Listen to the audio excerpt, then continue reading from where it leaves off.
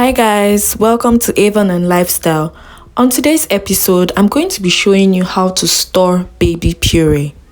Now, before I go into that, I'm going to briefly tell you how to warm and serve baby puree. Now, just while I'm talking, you're going to be viewing exactly how I started or how I derived my baby puree. I used grapes, spinach, I used pear, and some apples. So those are the purees I'm going to be showing you exactly how to store. But you can store any type of puree, whatever vegetable or fruits that you have. Now, most babies like purees at room temperature, maybe cold or slightly warm, So there are some rules that you need to follow in order to keep your puree safe for your baby to eat. Now, make sure you thaw frozen puree in the refrigerator or under cold running water. Do not thaw purees at room temperature or in standing water. Do not refreeze thawed purees. You can warm a puree on the stove or in the microwave.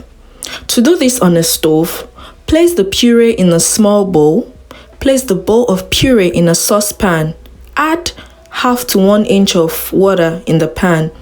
Warm the puree on top of the stove over low heat. Now remove the puree from the pan and let it cool for 5 minutes. For the microwave, place the puree in a small bowl that can be microwaved, of course. Microwave 1/2 cup of puree for about 15 seconds on high power. This also depends on the power of your microwave. Stir the puree, let the puree stand for 30 seconds. Make sure you check the temperature, guys. This is very important. Now stir the puree after heating using a spoon to test the temperature. Be sure the puree is only lukewarm and not hot. Now guys, puree is safe. Put a small amount of the puree into a dish.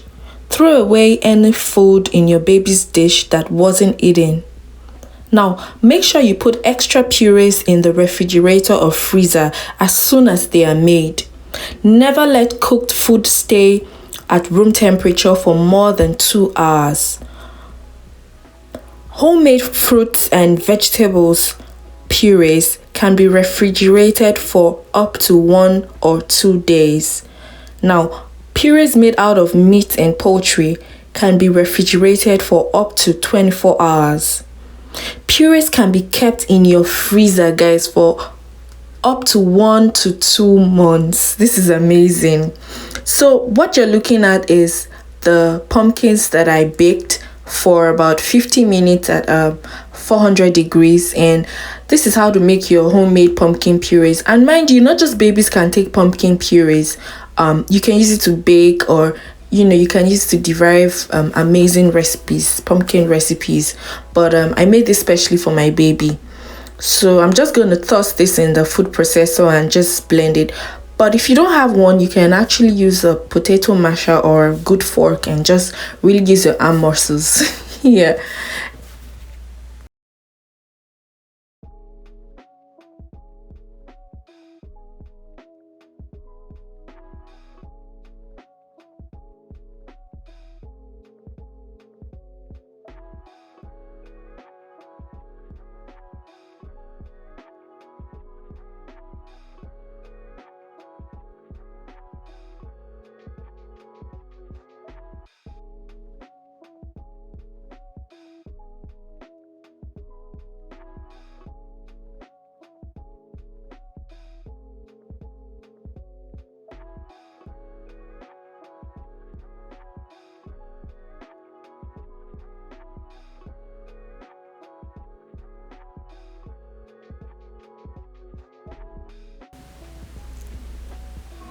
Now, the very first method of storing baby purees is by using small containers.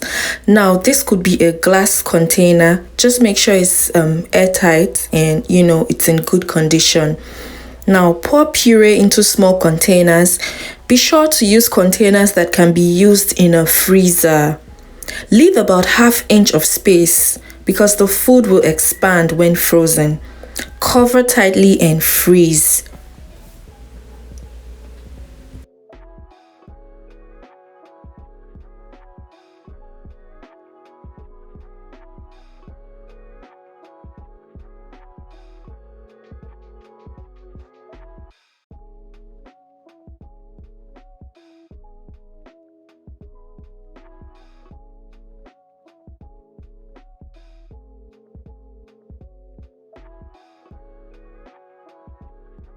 Now guys, the second method of storing baby puree is using a baking sheet or a parchment paper or a foil paper. Now, spoon 1 to 2 tablespoons of puree in a separate pile or in separate piles on a baking sheet or foil paper or parchment paper, whatever you call it. Now, cover loosely with a plastic wrap or a foil paper and freeze. Once frozen, place the frozen cubes in a freezer bag. Now make sure you always label your freezer bags, the date, the time, and what it contains.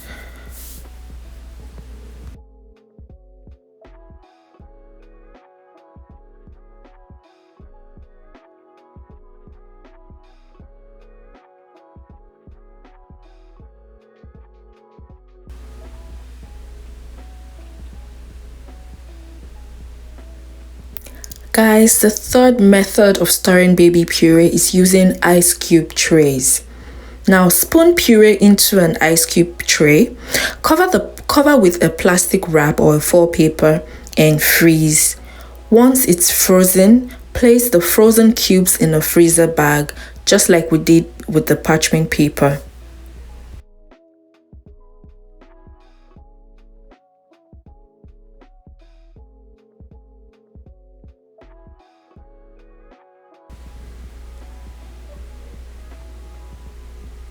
So guys, once it's all set and frozen, make sure you remove the contents from the ice cube tray and put them in a Ziploc bag.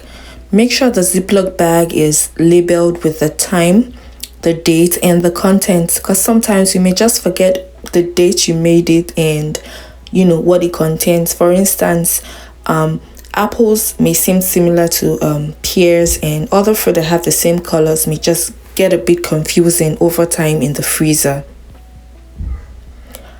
Be careful to note that frozen baby foods can be kept for 1 to 2 months in the freezer, just like I mentioned earlier. Make sure you label the freezer bags once again, like I said earlier. Also label containers if need be with the date and name of the food. You can make bags of carrots, peas, pear, peaches, whatever fruit you have, spinach, pumpkin leaves. Make them in large batches and put them in the freezer. This depends on the appetite of your baby. Now when your baby is ready to eat, simply warm a couple of cubes just like I instructed before, following the guidelines for food safety, and serve your baby. Thank you so much guys for watching. Don't forget to like, comment, and subscribe.